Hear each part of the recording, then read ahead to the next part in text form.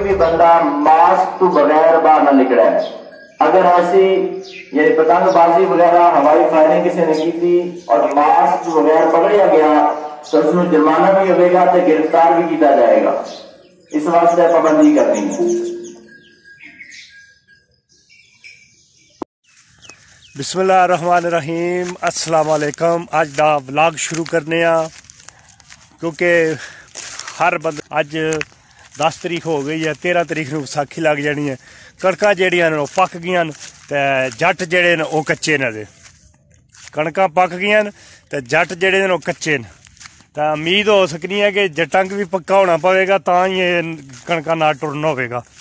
काफ़ी बंदे जेहड़े न साने पिंड च लग गए न, कटाइयां शुरू हो गई। हर बंदा अपनी अपनी जिमियां च यही सोच रहा है कि अगू पत्ते के रमज़ान शुरू हो रहा, बिल्कुल नज़दीक आ गया, 2-3 दिन रह गए। तो हर बंदे की यही मसला है कि कई बंदे कह रहे हैं कि जेड़े 2 दिन रमज़ान तो पहला जी है ना फसल अपनी जी है ना वढ़ लवीए। कोई एक अद्ध जिमी जी अगले पिछले पिंड नालों सारे तो पहला भावें कच्ची होवे ते भावें पक्की होवे, ओह पहले वढ़ने। डॉक्टर हसन हर जेड़ा है हर वीडियो में बना कितने कितने मेरा डॉक्टर साहब नाल जेड़ा मुलाकात हो जानी है।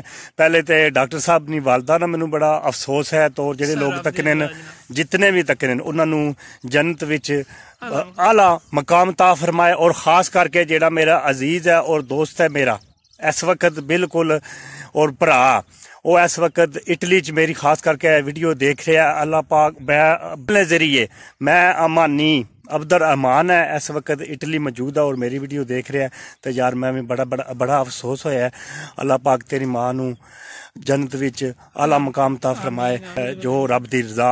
और मैं डॉक्टर हसन भी आया है कणक वड्डन। एदे कोल पुछने डॉक्टर साहब कणक दा कैसा माहौल है, कोई अच्छियां न जां गर्मी है जां किस हिसाब है? गर्मी ते मैनू उन लगी कि सुबह 6 बजे आया हां, तकरीबन 9 हो गए, 3 घंटे मैं लाइन कणक विच ना। ठीक है कणक लेकिन विच चीज कुन विच है हुन मैं तकरीबन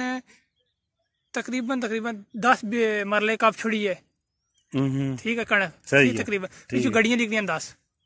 ठीक हो गया, बहुत माड़ी है, बहुत माड़ी कणक है, दाना भी कोनी। बस यही है कि वो संभालनी तो है, हवा पै गई है तकरीबन, हवा पै गई, दाना बरीक है, दाना में बरीक हो गया, ਅਸੀਂ छोड़ भी नहीं सकने। बिल्कुल बिल्कुल असल टाइम देख लो वो वगैरह 3-4 दिन विसाखी की रहंदे।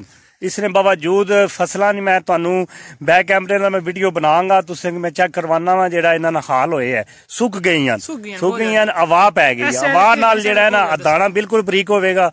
और इस तरह ना पिछली दफा नू मेरे ख्याल इस दफा बहुत माड़ा दाना माड़ा होवेगा। तो और मेरे ख्याल बोरियां भी बिल्कुल बिल्कुल करोने मार छोड़े तो कुछ आवाज जेड़ी चली है जेड़ी आवाज चली है बिल्कुल बिल्कुल यही गल है। जा हुण मैं बैक कैमरे ला तुहानू मैं लेकिन ये है कि मास्क ना इस्तेमाल लाजमी करो। कणक जेड़ी धूड़ आंदी है सीधी नक्का में जांदी है।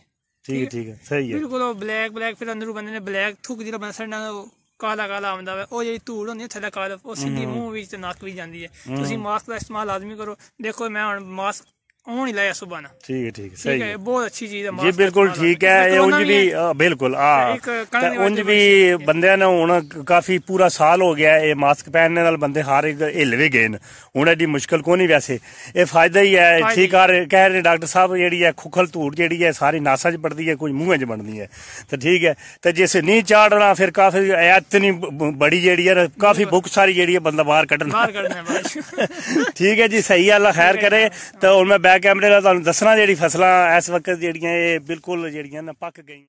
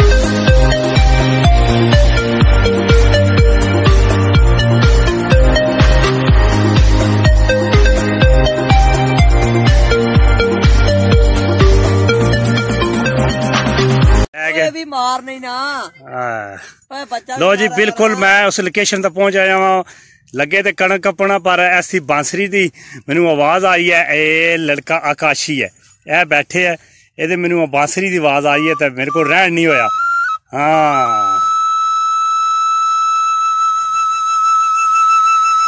लहर च जाना पूरा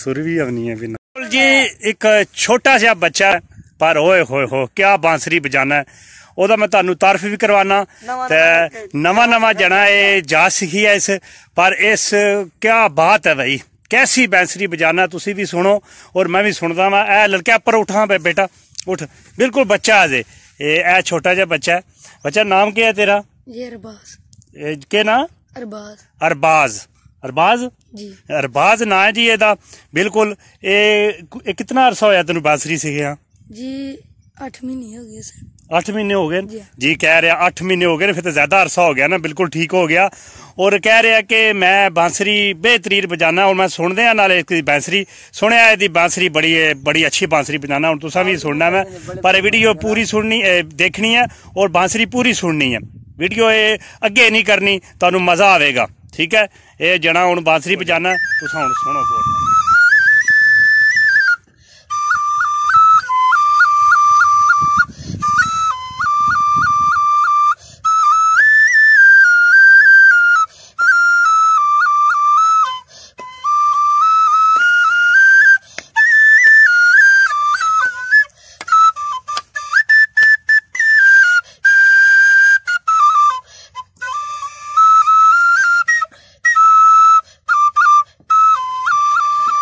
कहना साथ चढ़ जाता भाई